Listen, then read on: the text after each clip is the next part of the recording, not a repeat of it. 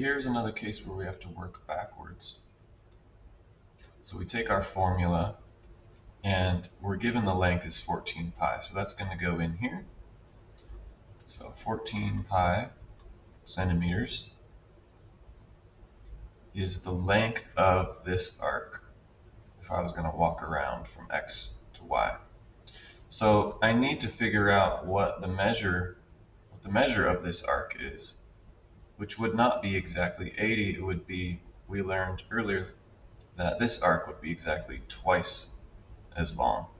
If this was only 80 degrees, I think we can tell that's bigger than half the circle. So that wouldn't make sense, because half the circle should be,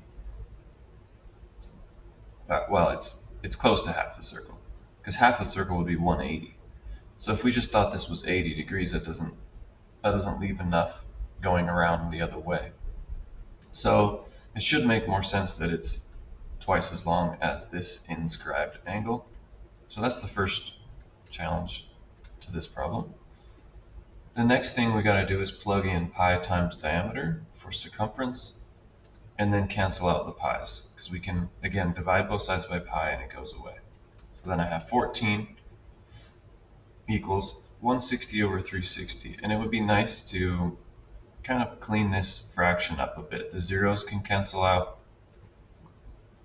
and 4 goes into both of these numbers. So 16 divided by 4 is 4, 36 divided by 4 is 9, and I can make this a nicer fraction to deal with. You don't necessarily have to do that, but it is going to help us with the calculation at this point, because now I can multiply by the denominator on both sides to cancel this out.